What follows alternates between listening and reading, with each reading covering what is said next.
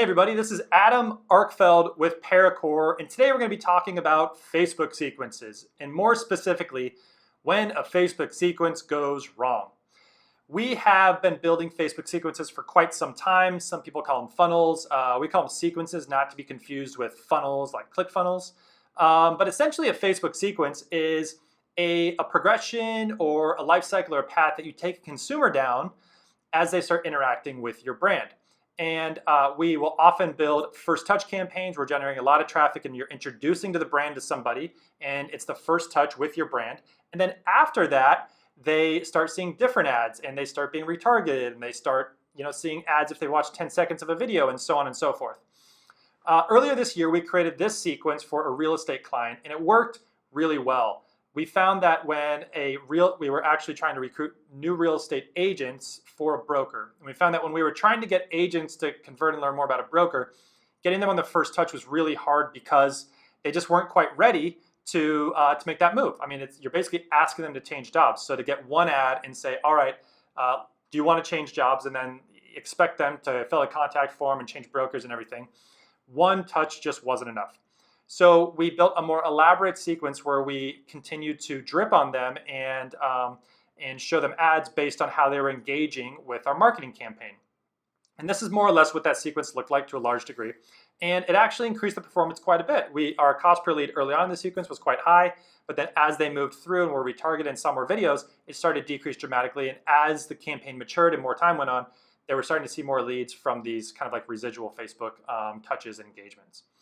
So we said, hey, let's take that exact same sequence and we'll take it to another campaign. And when we did that, we thought that it was going to be amazing and work great like it did the first time, and it just didn't. And so what I'm going to do is I'm going to go through the sequence that we built. I'm going to talk a little bit about the business, but not a lot to protect confidentiality, but then I'm going to show you some of the results in the Ads Manager. All right, so we build these in like the Google Drive version of PowerPoint. I don't know what it's called, I forget.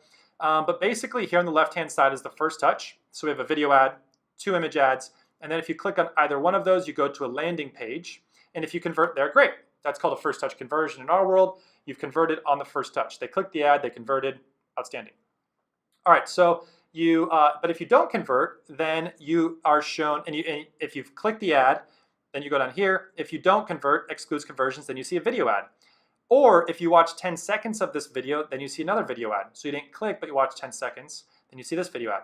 If you watched 100% of the video, you go all the way to this image ad, which is more, it's a higher converting, more direct ad to get people to this landing page. So you're still being retargeted, but you didn't actually click and see the landing page. And so we have all these different types of basically breakoffs depending on how engaged you are. So the most, I don't want to say apathetic, but the least engaged visitor that's going to go through the sequence sees a video, watches 10 seconds, sees a video, 10 seconds, video, 10 seconds or more. Image, and then if they click here, then they're going to this landing page, and if they still don't convert, then they're going to see a carousel ad with 1 image and 3 videos, and it's going to be a lead form. So it's not going to take them to a landing page, it's going to be a lead form. That's the end of our sequence. So it's basically like 5 touches, 1, 2, 3, 4, 5, right? So it's a 5-stage sequence, and you fall vertically into different audiences and categories. So there are ways to expedite your way through the sequence. If you watch 100%, you'll expedite to this image ad. If you click this video ad, you'll go to this landing page. And then if you don't convert on this landing page, then you will see the carousel ad. All right, so this is a sequence that we've used a couple different times. It tends to work well. However, we have a campaign now that we started running it on where the campaign is really where you're wanting to learn more about like an investment basically. So it's not as big of a touch. Like you're not changing jobs. You're not buying a $20,000 car. You're not. It's not like a huge commitment to just learn more. You're really just trying to learn more about this type of investment strategy, and that's it. So to basically see an ad the first time, click it and convert to get more information about it isn't that big of a deal because your threshold, your commitment is just not that high. So what we saw was in July, we originally saw the cost per lead at about $94 per lead. And it's quite an expensive investment. So this has more or less been working for the clients, been bumping around kind of between maybe $60 and $125. But anyways, in July, it was $94 per lead. It was really just lead forms. And that's what we saw in July. And then we rolled into August and we did this 5-stage cost per lead deal. And in the first stage, we saw $88, which was basically right in line with what we were expecting. Stage 2, we saw a $96 cost per lead. So basically people were clicking this and converting on this landing page. But then stage 3, we saw the cost per lead jump to $610, just a huge increase. Stage 4 went to $162, and then stage 5 went to about $35, but there just was very, very, very little traffic. So while it's great that someone got to stage 5 and they converted, I'm pretty sure it was just one lead, but I'll show you the ads manager here in a second.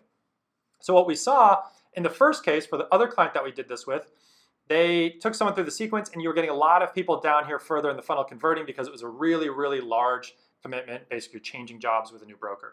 For this investment type of marketing campaign, it just was not a large commitment. They were just trying to get more information. So converting down here was a lot easier. And as you got farther down, we just found that if they weren't converting in stages 1 and 2, they just weren't really going to convert in stages 3 or 4 or 5. I mean, they were. You had some people, but just not a lot. And so here's what the ads manager account looked like. And we essentially have this broken up into different stages. So stage 1 is lead forms.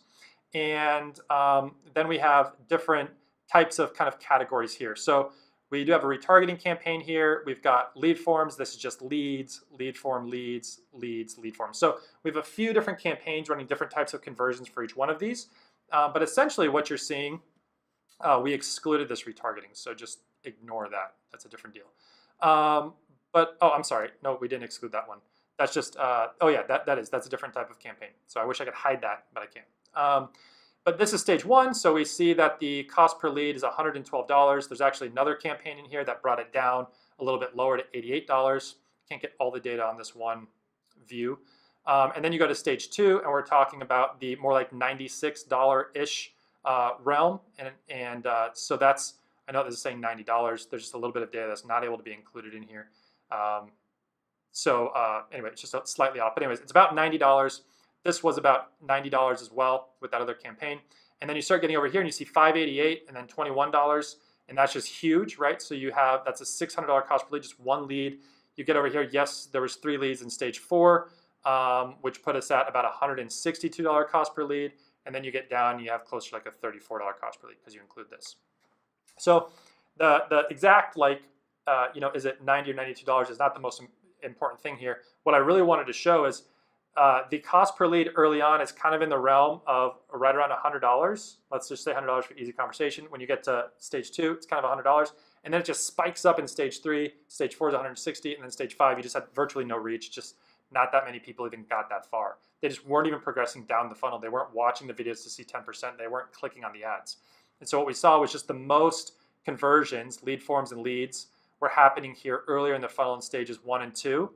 And then very few leads in stages 3 and 4 with a very high cost per lead. So, building a funnel is, I think, important. And this campaign should really be a 2-stage funnel. You really are getting a first touch out there where you're still getting a good number of leads, and then a second touch, and then anything beyond that is kind of what we've experienced, at least in this situation, is kind of hit or miss.